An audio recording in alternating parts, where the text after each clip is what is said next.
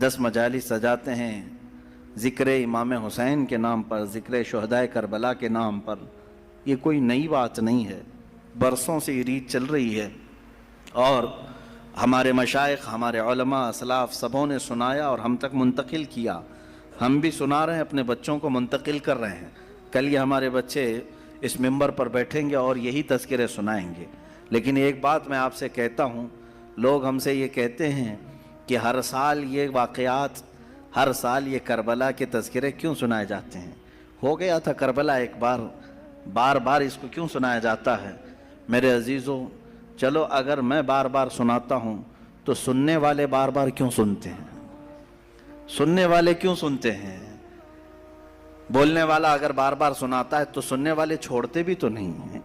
بات پتہ یہ چلتی ہے کہ نہ بولنے میں یہ پرانا لگتا ہے، نہ سننے میں پرانا لگتا ہے۔ حسین اعظم کے ذکر میں جدت ہے، لذت ہے اور ایک نیا پن ہے، اور انہی مجالس کے صدقے ہم بہت سارے تذکرے بھی کر لے جاتے ہیں۔ عزیزان گرامی، یہ تمام ہماری محافل کا سب سے پہلے میں شکر بجا لاتا ہوں رب ذوالجلال کی بارگاہ میں، اس کائنات کے خالق نے، ہم سب کے پالنہار حقیقی نے ہمیں اس دنیا میں وجود بخشا، اور پھر حکم یہ دیا کہ تم زمین پہ چلنے والی چیزوں کو غور سے دیکھو۔ قل انظروا ماذا فی السماوات والارض، تم آسمانوں میں غور سے دیکھو کیا کیا چیزیں ہیں۔ یہ کیوں دیکھنے کا حکم بار بار رب تعالیٰ ہمیں فرماتا ہے؟ اس لیے کہ تم مجھ تک پہنچ سکو، رب تعالیٰ کی معرفت تمہیں حاصل ہو جائے۔ انسان کا اس دنیا میں آنے کا ایک مقصد یہی ہے کہ وہ اپنے خالق کو پہچانے، اپنے مالک کو پہچانے، اپنے رب کو، اپنے پالنے والے کو پہچانے۔ اور دنیا یہاں ہر ایک کو پہچانتی رہ گئی، اور رب ذوالجلال جس کو پہچاننے کے لیے بھیجا گیا تھا اس کی طرف تک وہ دو بھی نہیں کیا، محنت بھی نہیں کیا اور پوچھا بھی نہیں۔ میرے عزیزو، لاکھوں راستے ہیں اس مولا کو پہچاننے کے، اس کے باوجود آج لاکھوں انسان گمراہ ہیں، مشرک ہیں، کافر ہیں، کچھ تو خدائے ذوالجلال کا انکار کرنے والے اور کچھ غفلت میں موجود ہیں۔ لیکن وہ خوش نصیب انسان ہے جسے اللہ کی معرفت حاصل ہو گئی، رب تعالیٰ نے اپنی طرف اسے راستہ دے دیا، اور وہ اپنے مالک کو پہچانا اور اپنے سر کو محفوظ رکھا صرف اسی بارگاہ میں جھکانے کے لیے۔ وہ دنیا کا عظیم انسان ہے، وہ دنیا کا خوش نصیب انسان ہے۔ باقی سب جو بھولے بھٹکے ہیں، راستہ بھٹکے ہوئے ہیں، ان کے لیے ہمیں کہا گیا کہ تم انہیں سیدھے راستے کی طرف بلاؤ۔ آج سے ہماری یہ مجالس اسی ضمن میں بھی ہوں گی کہ ہم ان بھولے بھٹکوں کو دعوت دینے کے لیے بیٹھے ہیں جو اپنے رب کو پہچاننے سے اور رب کے تعالیٰ کے احکام سے بغاوت کر کے پھر رہے ہیں۔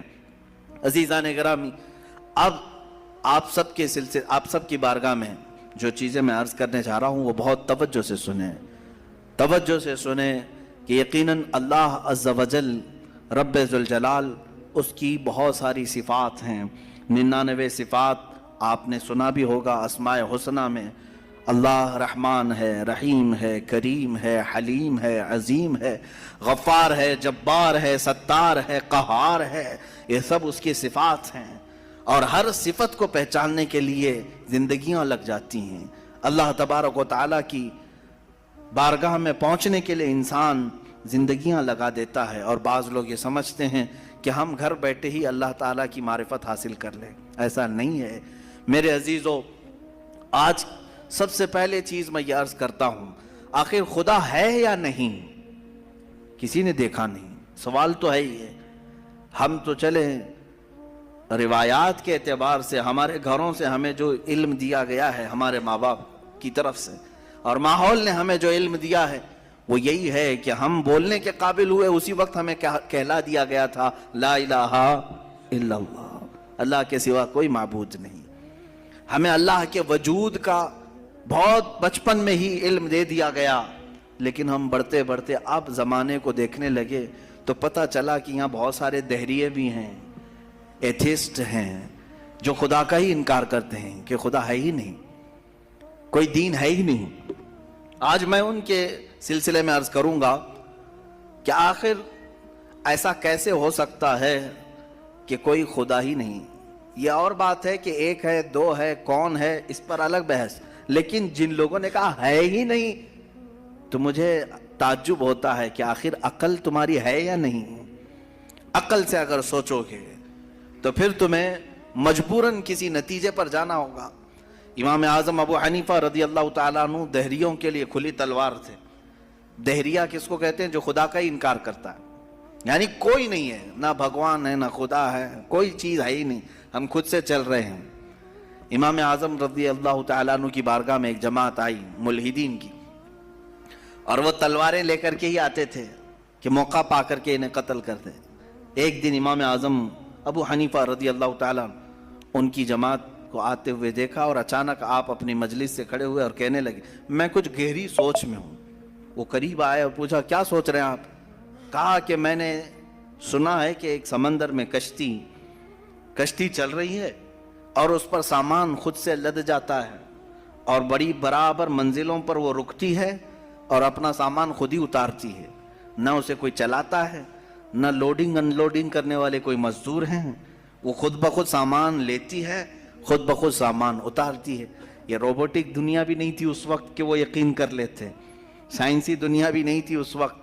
تو ان دہریوں نے کہا کیا مذاق کر رہے ہیں آپ کہ سمندر میں کشتی بغیر ملاح کے، بغیر کیپٹن کے چل رہی ہے اور خود سامان لوڈ کر رہی، اتار رہی ہے، ہمارے ساتھ مذاق کر رہے ہیں آپ؟ ہم عقل والے لوگ ہیں، آپ کی اس بات پر کوئی بیوقوفی یقین کر سکے گا؟ امام اعظم ابو حنیفہ رضی اللہ تعالیٰ عنہ فرماتے ہیں اتنی جب تجھے عقل ہے کہ ایک کشتی سمندر پر بغیر کسی چلانے والے کے نہیں چلتی، تو یہ پورے کائنات کا نظام بغیر چلانے والے کے کیسے چل سکتا ہے؟ برابر وقت پر سورج کا طلوع ہونا، برابر وقت پر سورج کا غروب ہو جانا، چاند کا اپنی منزلوں پر چلنا، اور یہ سمندروں کا برابر اپنے مدار میں رہنا، اور یہ زمین کا طرح طرح کے پودے اگنا، اس میں پھول کا آنا، پھلوں کا آنا، یہ کیا اللہ کے ہونے کی نشانیاں نہیں ہیں؟ کوئی تو ہے جو یہ سارا نظام چلا رہا ہے۔ ہاں تم یہ کہہ سکتے ہو کہ مشینیں ہم چلا رہے ہیں، پنکھے ہم چلا رہے ہیں، لائٹ ہم چلا رہے ہیں، چلاؤ دنیا کی ساری مشینیں چلاؤ، لیکن میں اگر ایک فیلڈ میں آؤں ان دہریوں سے پوچھتا ہوں۔ امام شافعی رحمۃ اللہ علیہ نے کیا جواب دیا؟ میں چاروں اماموں کی بات بتا دیتا ہوں۔ چاروں اماموں نے رب ذوالجلال کے وجود کے متعلق کیا کیا کہا ہے۔ امام مالک نے تو یوں فرمایا، آپ سے پوچھا گیا کہ خدا ہے؟ انہوں نے کہا ہاں۔ کیا دلیل کیا ہے؟ کہتے ہیں کہ زبانوں کا مختلف ہونا، انسانوں کی زبانوں کا الگ الگ ہونا اور الگ الگ نسلوں کا ہونا، یہ اللہ کے وجود کی دلیل ہے۔ امام شافعی سے پوچھا گیا آپ کوئی دلیل دیں گے کہ کوئی ہے؟ آپ نے کتنی پیاری بات فرمائی، ارشاد فرماتے ہیں شہتوت کا درخت دیکھا ہے؟ شہتوت کا درخت آپ نے دیکھا ہے؟ شہتوت جو ہے بہت باریک باریک سے پھل ہوتے ہیں، میٹھے ہوتے ہیں، اور اس کا پتا جو ہے وہ کئی قسم کے جانور کھاتے ہیں۔ شہتوت کے پتے کو شہد کی مکھی بھی چوستی ہے، شہتوت کے پتے کو گائے بکریاں بھی کھاتی ہیں، ہرن بھی کھاتی ہے، یہ سب کے سب شہتوت کے پتے کو کھاتے ہیں۔ شہتوت کا پتا ایک رنگ کا ہوتا ہے، ایک ہی ٹیسٹ کا ہوتا ہے۔ امام شافعی فرماتے ہیں شہد کی مکھی اسی شہتوت کے پتے پر بیٹھتی ہے، چوستی ہے، اور اپنے چھتے میں جا کر کے شہد اگل رہی ہے۔ بکریاں اور گائے اس شہتوت کے پتے کو کھاتی ہیں، مینگنیاں ڈال رہی ہیں یا دودھ دے رہی ہیں۔ اسی شہتوت کے پتے کو ہرن کھاتی ہے، ہرن نافع پیدا کرتی ہے جو مشک کی طرح ایک نافع ہوتا ہے، نہایت ہی اچھی خوشبو اس کے اندر آتی ہے۔ امام شافعی فرماتے ہیں ایک شہتوت کا پتا بکری میں جائے تو الگ اثر کرے، شہد کی مکھی میں جائے تو الگ اثر کرے، گائے میں جائے اور ہرن میں جائے تو الگ اثر کرے، آخر ایک شہتوت کے پتے سے نافع، دودھ اور شہد بناتا کون ہے؟ بناتا کون ہے؟ اسی میں امام شافعی فرماتے ہیں ہم روٹی کا ایک ٹکڑا کھاتے ہیں، روٹی کا ایک ٹکڑا کھاتے ہیں، اندر جسم میں یہ روٹی جانے کے بعد آپ سب کو معلوم ہے اس میں سے کچھ حصہ گوشت بنتا ہے، کچھ حصہ خون بنتا ہے، کچھ حصہ پیپ بنتا ہے، کچھ حصہ منی بنتا ہے، باقی کا بچا ہوا فضلہ پخانہ بن کر نکل جاتا ہے۔ ایک روٹی گیہوں کی کھاؤ، جو کی کھاؤ، جوار کی کھاؤ، روٹی ایک ہی طرح کی ہے، اور اس سے گوشت کون بناتا ہے، خون کون بناتا ہے، اور پیپ کون بناتا ہے، منی کون بناتا ہے، سب کی الگ الگ قسمیں ہیں۔ امام شافعی فرماتے ہیں تمہاری ہزاروں مشینیں ایک طرف، لیکن اندر جو نظام چلاتا ہے وہ کوئی تو ایک ہے، کوئی تو ہے، تمہیں ماننا ہوگا۔ میں دہریوں کے متعلق کہہ رہا ہوں، جو ملحدین ایتھسٹ ہیں، جن کا کہنا ہے کہ کوئی ہے ہی نہیں، کوئی خدا ہی نہیں، تو ان سے میں کہتا ہوں کوئی بتاؤ تو صحیح آخر یہ چلا کون رہا ہے، یہ کون چلا رہا ہے، ہمارے جسم کے اندر کا نظام کون چلا رہا ہے؟ اور قرآن نے انہی کی طرف بار بار اشاروں میں بتایا ہے، آیات میں، کہ کیا تم دودھ کو نہیں دیکھتے؟ دودھ کہاں سے پیدا ہوتا ہے؟ کہ اللہ تعالیٰ فرماتا ہے کہ ہم نے دودھ کو گائے کے خون اور اس کے گوبر کے بیچ میں سے پیدا کیا ہے۔ اس کا فضلہ گائے کا گوبر ہے پیٹ کے اندر، اور اس کا خون بھی ہے، خون نہایت ہی سرخ، گوبر نہایت ہی الگ رنگ کا، اور اس کے بیچ سے صاف و شفاف دودھ کا نکلنا، دودھ آتا ہے، نہ کبھی اس میں گوبر کی بو آئی، نہ کبھی خون کا رنگ آیا۔ قرآن کہتا ہے آخر یہ کون ہے جو اس طرح صاف ستھری غذا نکالتا ہے تمہارے لیے؟ کیا شہد کی مکھی کو نہیں دیکھتے؟ قرآن کہتا ہے جب وہ ڈنک مارتی ہے تو اس کے زہر کا کوئی علاج نہیں ملتا۔